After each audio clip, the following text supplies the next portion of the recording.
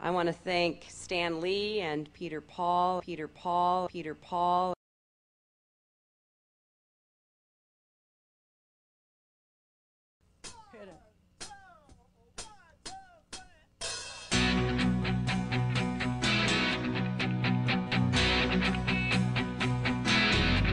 I could turn back time, if I could find a way, I'd take back those words that It was an extraordinary array of the leadership of the Democratic Party and A-list Hollywood.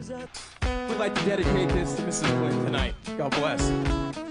someday, when my life has passed me by, I lay around and wonder why you were always there for me.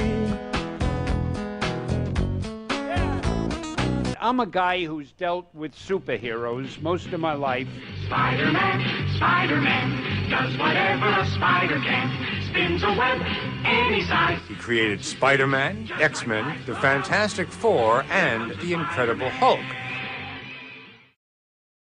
The new purchasers of Marvel fired Stan. We decided to start our own company, starting with one employee and $500,000 that I put together. Peter set me free. Stan Lee, some big announcement he's making about the internet. Within a year, we had a market cap in excess of $300 million.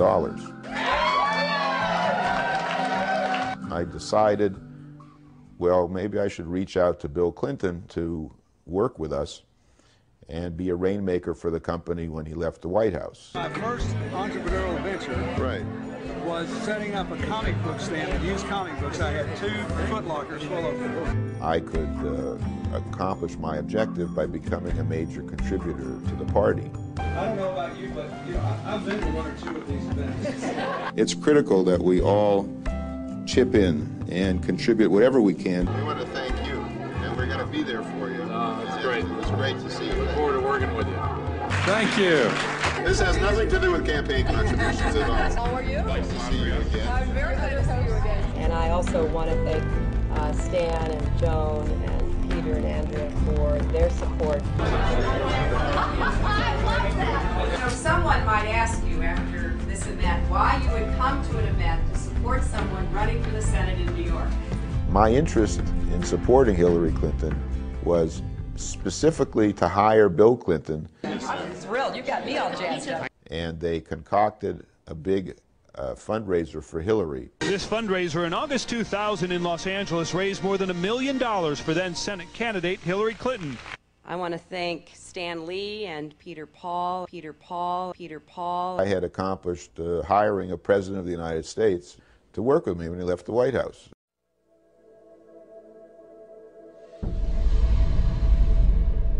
The Washington Post published the first article of Peter Paul having a felony record from 2 decades previous. And that I didn't contribute any money to her campaign. And she vowed she wouldn't take any money from me. And her representatives, in making these false allegations, were lying on her behalf.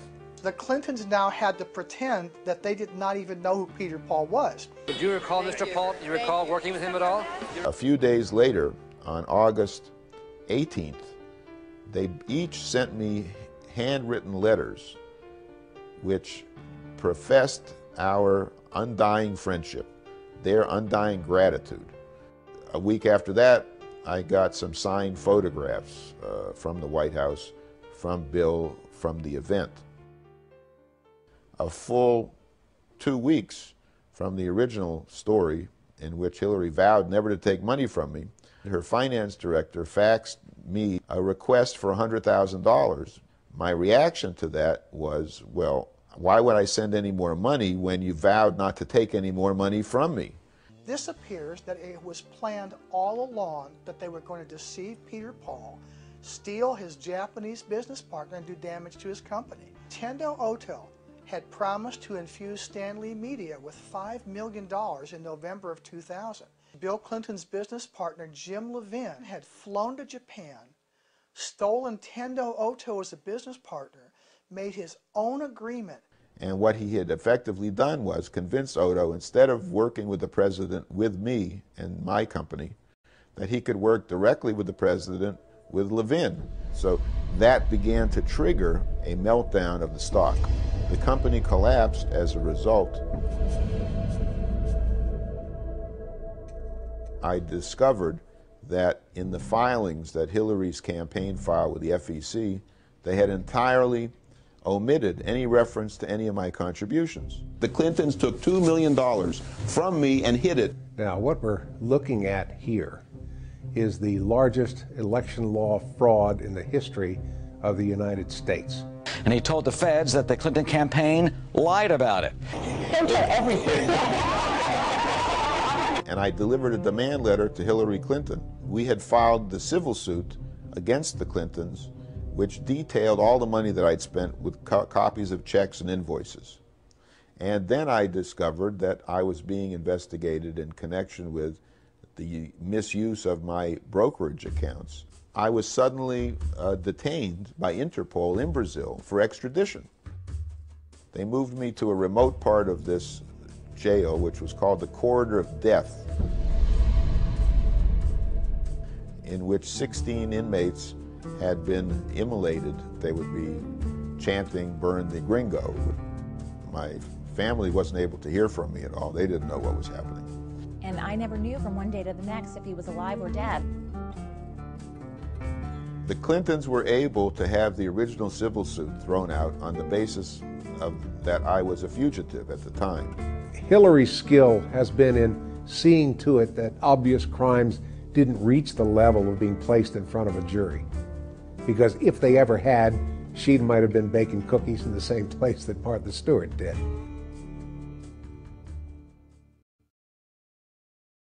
The court held that the case should proceed to trial.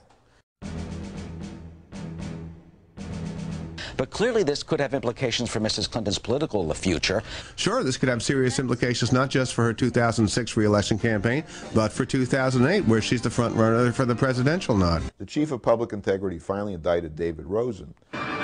The finance director for Hillary Rodham Clinton's Senate campaign is in trouble with the law. The feds charging David Rosen with intentionally understating contributions for a Hollywood fundraising gala. Hillary Clinton's former chief fundraiser under fire for allegations of lying about the cost of a fundraiser put together on her behalf. The judge that officiated over the Rosen trial was appointed by the Clintons. The judge stated that Hillary had absolutely nothing whatsoever to do with that case. The judge went out of his way, took every possible effort to make certain that everyone on that jury knew that Hillary Clinton had nothing whatever to do with what Mr. Rosen did.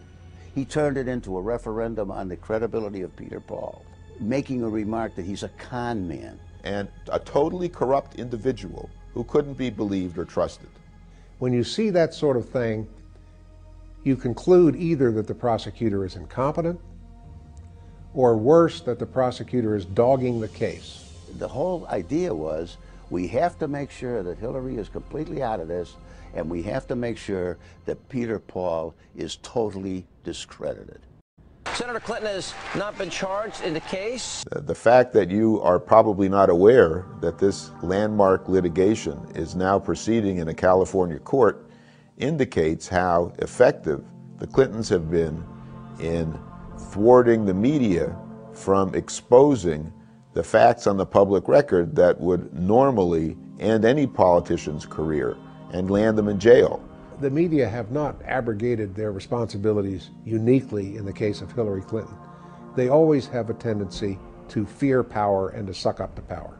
Hillary Clinton is not in the loop in any direct way. It would be very difficult to stretch fingerprints to the senator herself. I'd be amazed if there's any evidence directly. The senator played absolutely no role in what happened with the campaign's finances. So I think it's pretty clear that this is far removed from Hillary Clinton. Now, if there's evidence, that's another matter. You're making an accusation. Can you prove it? How can you prove it? What proof do you have? Hillary Clinton called me in my office in July of 2000, and I started my video camera to capture a conversation that we had with myself and other people in the office. Whatever it is you're doing? Is it okay that I thank you? I think it's tremendous. No, you know what? We're having a good time trying to help out. Well, I'm very appreciative. It sounds fabulous. I got a full report from Kelly today when she got back and told me everything that you're doing, and it just sounds like it's going to be a great event. But I just wanted to call and personally thank all of you. I'm glad you were all together so that I could tell you how much this means to me, and it's going to mean a lot to the president, too. This 5-minute videotape.